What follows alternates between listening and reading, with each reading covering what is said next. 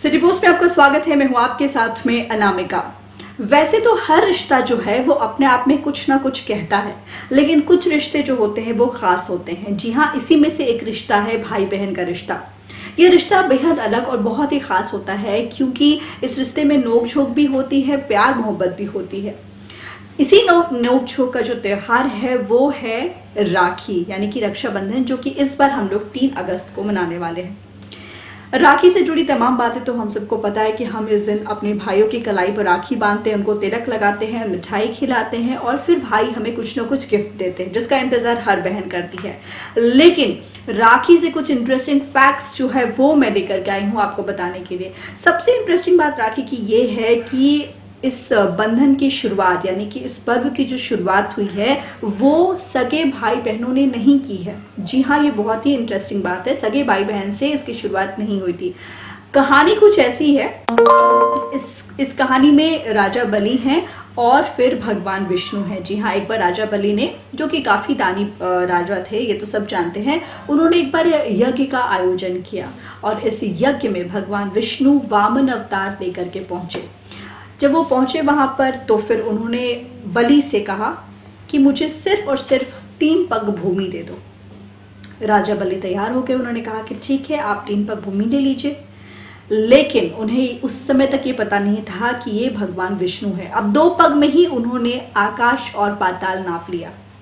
अब जाकर के राजा बलि को समझ में आया कि भगवान मेरी परीक्षा ले रहे हैं। अब तीसरे पग में उनके पास देने के लिए कुछ भी नहीं था, तो उन्होंने भगवान का जो पग है वो अपने सिर पर रख लिया। उसके बाद से उन्होंने भगवान से विनती की कि भगवान, अब मैंने अपना सब कुछ आपको दे दिया है, मैं भी आपका हो गया हूँ। आपसे विनती है कि आप मेरे साथ पाताल लोक में चल करके रहिए। भगवान विष्णु ने उनकी विनती मान ली और फिर उनके साथ पाताल लोक में चले गए। लेकिन परेशानी यहाँ पर माता लक्ष्मी की हो गई। जी हाँ, माता लक्ष्मी, जब भगवान विष्णु बलि के साथ जाकर रहने लगे तो माता लक्ष्मी परेशान हो गई। माता लक्ष्मी ने एक लीला रची। वो एक गरीब महिला बनकर के राजा बलि के पास पहुंची और राजा बलि से बोली। जब वो बलि के पास पहुंची तो बलि को अपने पास से राखी निकाला और बलि के कलाई पर राखी बांधी। अब राजा बलि ने कहा कि मेरे पास तो आपको देने के लिए कुछ भी नहीं है, मैं आपको क्या दूं। तब जाकर के माता लक्ष्मी अपने रूप में आई और उन्होंने कहा कि आपके पास तो साक्षात भगवान है, मैं उन्हीं को ले जाने के लिए आई हूँ। उसके बाद से राजा बलि ने भगवान विष्णु को उनके साथ जाने दिया।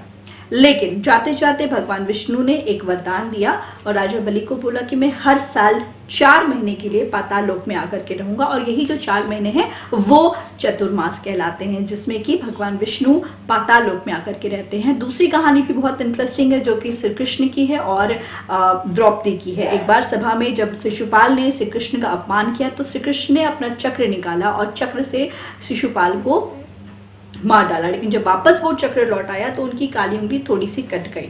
तब वहां पर मौजूद माता द्रौपदी ने अपने साड़ी का पल्लू फाड़ा और श्री कृष्ण को वो बांध दिया। जब ये बांधा तो श्री कृष्ण ने कहा कि मैं अब आपके एक एक धागे का कर चुकाऊंगा। उसके बाद से जब पांडव और कौरव के बीच जो चौसर का खेल हुआ था, जिसमें पांडव हार गए थे, जब द्रौपदी का चीरहरण हुआ तो चीरहरण के वक्त में वहाँ पर श्री कृष्ण पहुँचे और एक एक धागे का कर्ज उन्हें उतारा, यानी कि द्रौपदी का चीरहरण नहीं होने दिया। अपने पूरे के पूरे वस्त्र में द्रौपदी लपटी रही। तो ये पूरी राखी वस्त्र में द्रौपदी लपटी रही। तो ये पूरी राखी की कहानी थी, जो कि बहुत रोचक थी। और इंटरेस्टिंग बात ये थी कि यहाँ पर राखी की कहानी में सबसे इंटरेस्टिंग बात थी कि ये इसकी शुरुआत जो है वो भाई बहनों, यानी कि सगे भाई बहनों ने नहीं की है। तो चलिए, इस कहानी में फिलहाल इतना ही।